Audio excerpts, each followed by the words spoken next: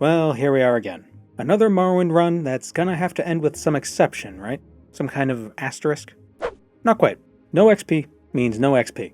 Any act that grants a single point of experience is forbidden. Running, jumping, casting spells, using enchanted items, even getting hit. Any physical damage will earn us experience in an armor skill. I decided to go with an Imperial for this run, but not for the reasons that actually make any sense. See, I know the Telvanni Hortator portions of the main quest involve raising the dispositions of the counselors to above 70. The easiest way to overcome this obstacle is via bribery, but that grants speechcraft XP, so it's not an option. The astute among you have likely already realized the flaw in this plan. We can't actually do the main quest anyway. Sure, Caius will give us orders to fetch the puzzle box for Hasfat Antibolus, and Sharn will send us to the Andrano Ancestral Tomb to grab Levuel's skull, but that's as far as we can go. Caius won't give us the next quest until we've done a bit more training. That is, until we hit level 3. So the main quest is out of the question. What about the back path? Crack open the palace door, kill God King Vivek, take the strange dormant device to Yegrim Bagarn, Master Crafter and Tamriel's last living dwarf, have him jury-rig it with the 8th of a couple of Kagranak's writings, then trundle off to Red Mountain to collect Sunder and Keening, and defeat... Oh wait, attacking the heart would grant blunt weapon XP and short blade XP. What a dilemma. Also, Yegrim won't jury-rig Wraithguard unless we have over 200 points of health, so the back path wasn't an option to begin with. Fortunately, I have a plan that solves both of these issues. We won't be using Sunder and Keening at all, but we will be beating the game. This video is sponsored by Displate. I moved recently, and I've been in need of a bit of decor, lest I be stuck with a barren living space devoid of even a shred of uniqueness. With the recent success of the Artemis Moon mission, I've been in a bit of a cosmological mood. Also, narratively spurious Cyborg is here. I think the lore is that he's from Jupiter. I might have implied that at one point. Displate offers a wide variety of premium metal posters with designs from licensed brands, independent artists, and even custom images. This Jupiter and this Saturn are official NASA prints, but this one here, this is a poster I requested personally. The moon eclipsing the sun, illuminated by the faintest bit of Earthshine. A gorgeous picture. My favorite from the Artemis II mission. I'm thinking of getting a collection of planets and celestial bodies to hang along this wall, a family collage, if you will, but I'm not sure how I want it arranged. Fortunately, because of the magnetic mounting system, I can rearrange these posters to my heart's content. I don't even have to put a single nail in the wall. If you would like to decorate your space with displays of your own, use my link in the description or use the promo code JBN to get 31% off up to 3 displays or 41% off 4 or more.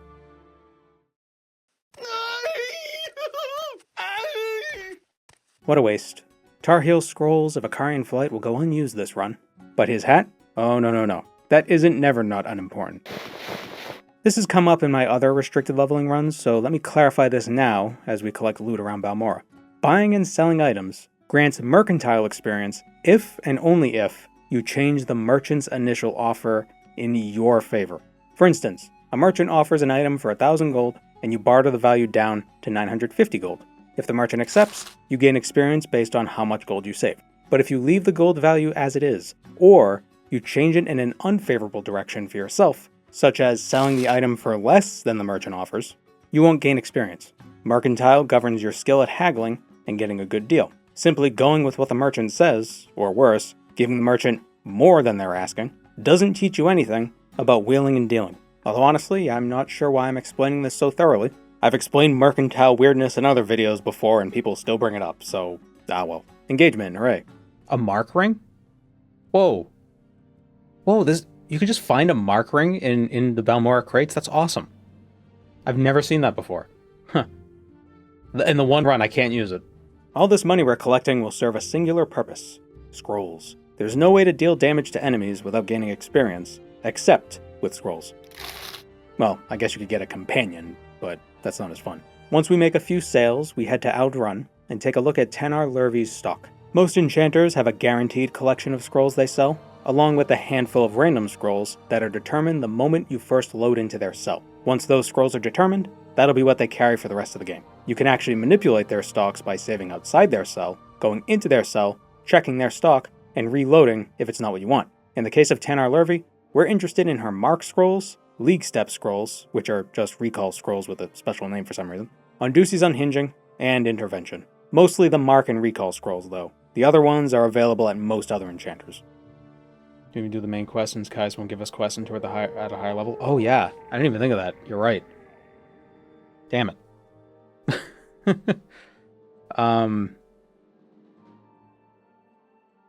Forgot about that completely. Yep, back path it is. So why am I doing this? Why am I doing... How did I forget about that? Okay, yeah, so back path it is. Now we must pivot. The scroll vendor in the Balmora Temple has a chance to carry some powerful scrolls, although that's the case for most scroll vendors, but resetting his stock is pretty quick.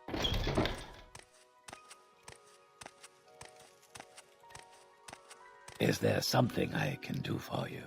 Wow, I didn't actually have to reload at all. Immediately, Ilan Farron is stocking Scrolls of Windform, Invisibility, and 500 points of Levitate for 60 seconds. They aren't cheap, worth 311 gold each, but they're cheaper than the other version of the Scroll of Windwalker. The effect is identical, but it costs like 5 times more. I don't know why.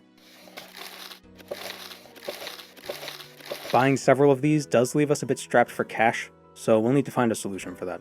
Lethervari is another enchanter in Alderaan, but he's got a much more sizable supply of gold, and he sells a different variety of scrolls, specifically the Elemental Burst collection and Scrolls of Lesser Domination. We can't afford much just yet, so we buy a couple of the latter and drop a mark at this location. We will be back later.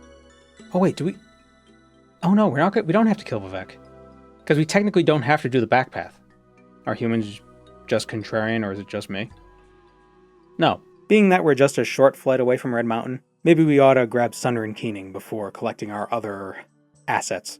Odrosol is simple. We don't have to bother Dagoth Odros because we've got Scrolls of Unduci's Unhinging. Unlock the level 20 lock, go into the tower, and grab the crystal knife.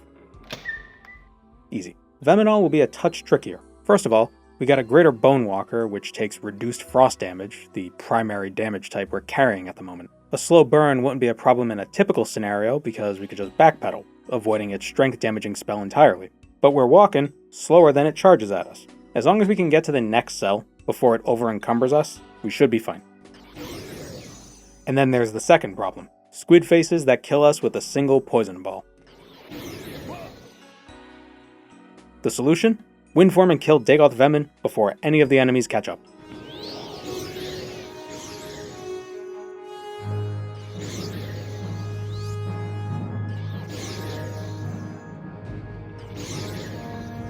Alright.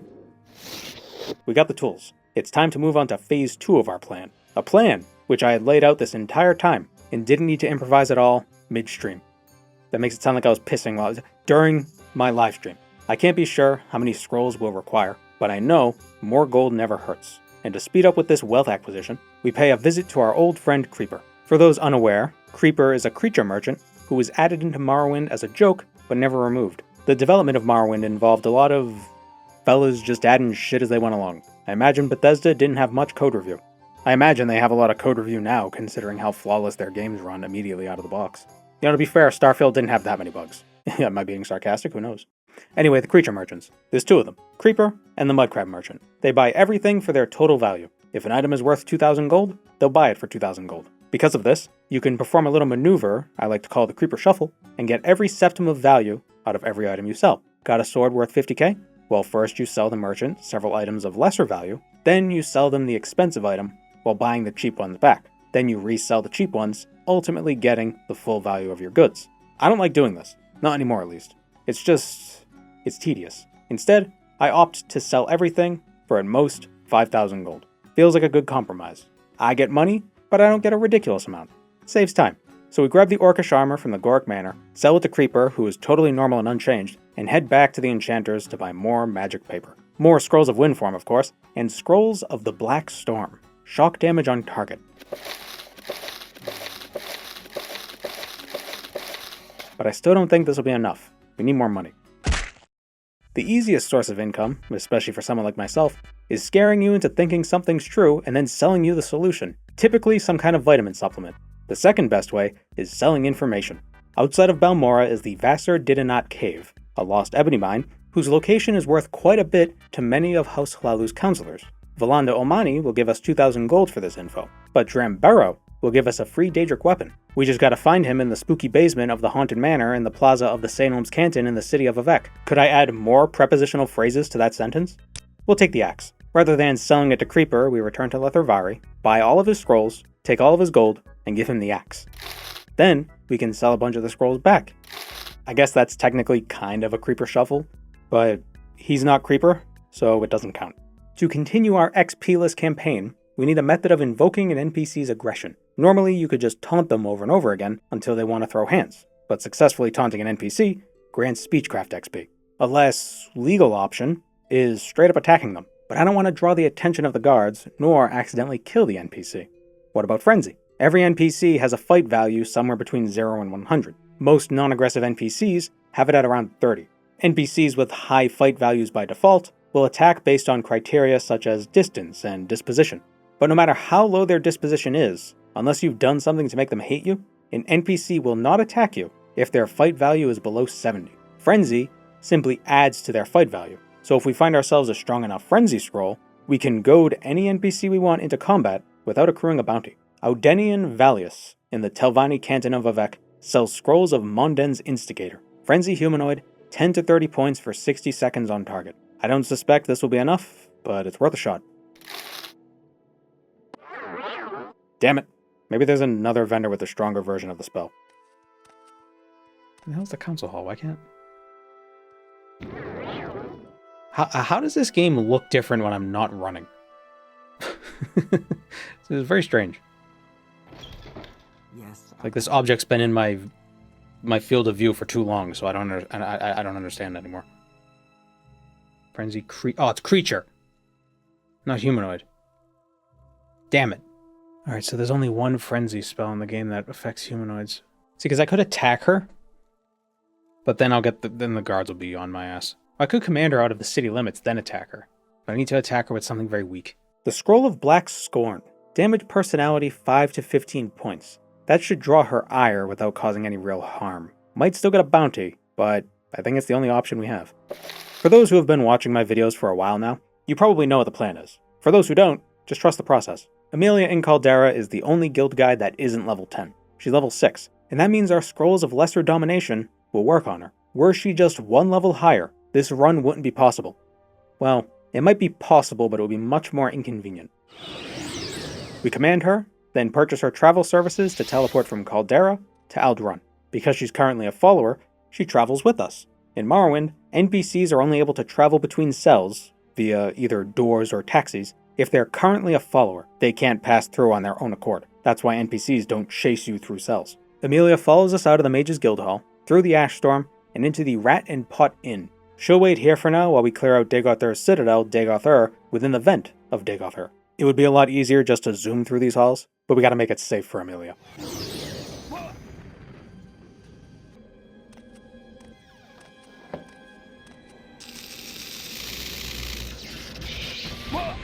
Whoops.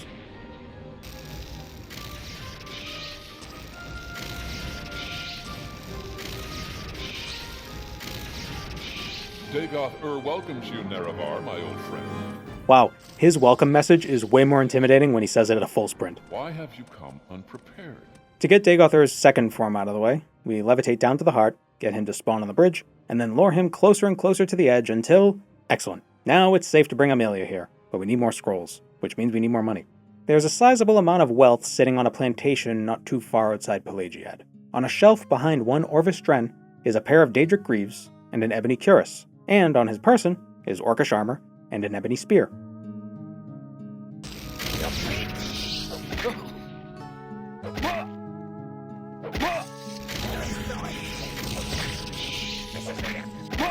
In the guardhouse of the Dren plantation is this guy. He's got a Daedric Claymore. He closes the gap rather quickly, hitting us before we can kill him. Even if he dies, we'll have gained XP, so we need to kill him before he hits us. It only takes 3 scrolls to do him in, so if we get lucky and he misses his first swing, we should be able to get his weapon without taking damage. To push the dice rolls in our favor, we use our Imperial Racial ability, Star of the West. Absorb 200 points of fatigue for 1 second on target. With his fatigue lower, he'll be a touch less accurate.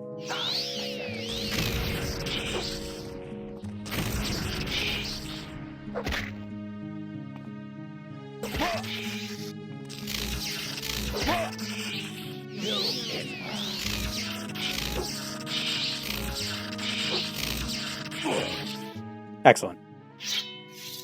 Let's take this to Creeper. I'm going to do a little bit of shuffling as a treat. It doesn't count because I don't care. Trade the sword for 5,000 gold and the Orcish armor, then sell the Orcish armor back. With this windfall, we return to Illan Farron in Balmora and stock up on Scrolls of Windform and Scrolls of the Black Storm. I was hoping to find on-target scrolls without an area of effect, but those don't seem to exist. Amelia's just gonna have to stay away from us if we get attacked. But I mean, like, what's gonna sneak up on us behind the ghost fence? We'll be safe, we'll be fine. You really trust Todd to not change how Tess is because of Starfield? Is there something I can do for you? I don't see a reason not to trust Todd when it comes to making Elder Scrolls games, considering he's made something. several, and I've made none. He made Morrowind, he made Oblivion, he made Skyrim. All on his own. With his own 2 Todd hands. His tans. If I can be of any assistance, I'll be happy to Her teeth. help. The easiest way to get Amelia up the mountain is not spamming domination scrolls on her. That would actually be more inconvenient. What we're gonna do is lead her out of the city, then hit her with our damage personality scroll. This makes her aggressive, not only getting her to run after us indefinitely, but also she won't try to attack anything that attacks us. Unfortunately, I've encountered another problem. She runs faster than we walk. This was probably an easy to foresee issue, but I didn't foresee it.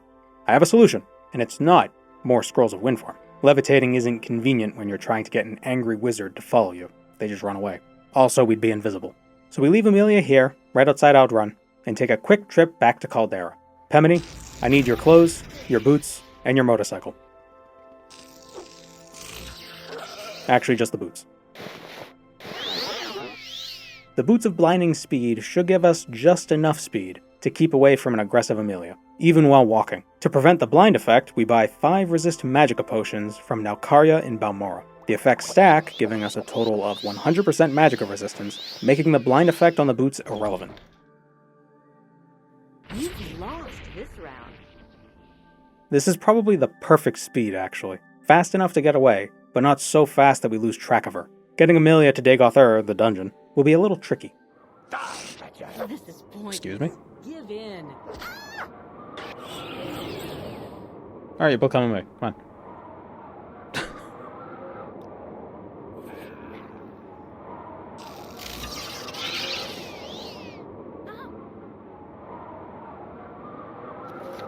Oops. First of all, you can't just walk straight through the ghost gate and up the mountainside. Amelia ain't a gecko. The sticky geckos, not the leopard geckos or the ones with the claws.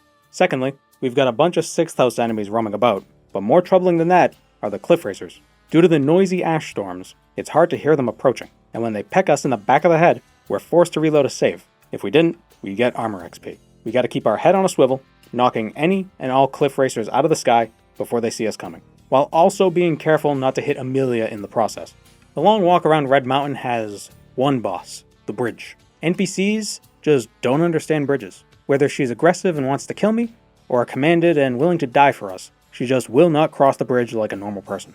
To get around this conundrum, we lure her to the middle of the bridge, windform our way back to the beginning of the bridge, and get her to run away from us toward the far side of the bridge. Once she's over, we carry on toward the dungeon.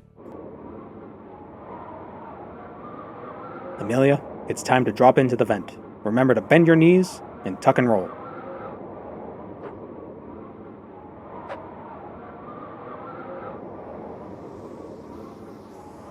Her being stuck in this little crevice is actually fantastic. It's just close enough to the dungeon entrance that she'll come through with us when commanded. Now we just gotta lead her to the Heart Chamber.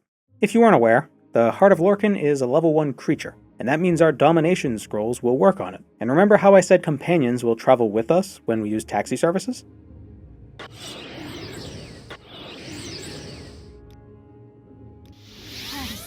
We brought the heart to Balmora, but Balmora is a bit cramped. We'll go to Caldera instead. Amelia couldn't teleport us there because that's where she's from.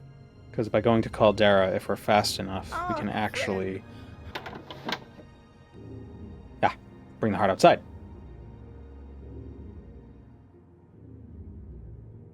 This is pointless. Don't attack the heart. No, Amelia!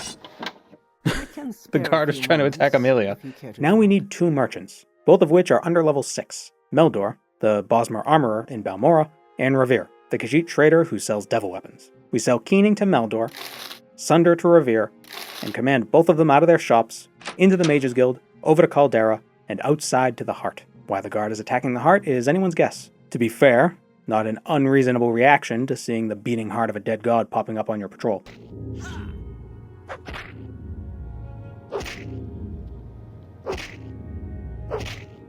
Because we sold Revere and Meldor Sunder and Caning, when they get into combat, they'll use Sunder and Caning to attack. NPCs will automatically equip the best thing they have in their inventory.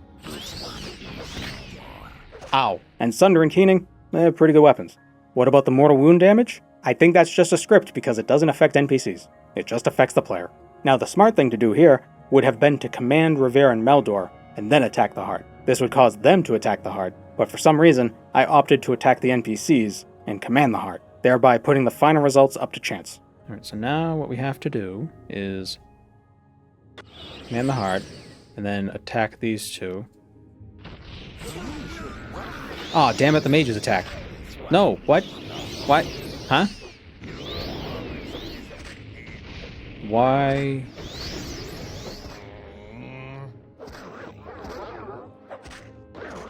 Why are they attacking me?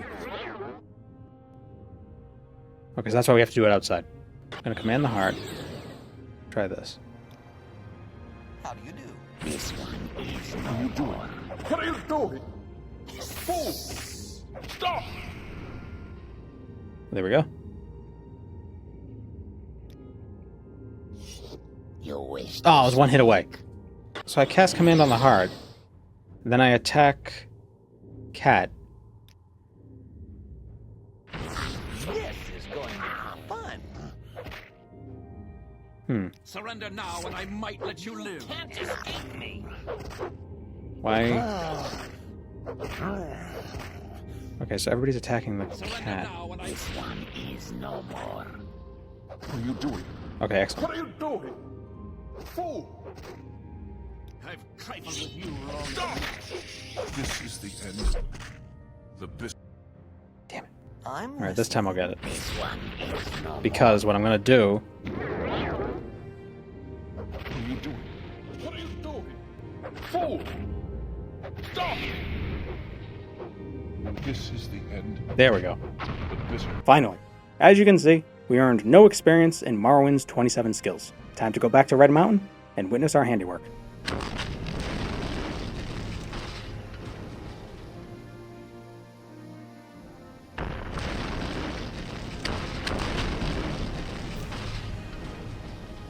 Gotta say, this was way easier than the Oblivion version of this run. I wonder how Skyrim would go.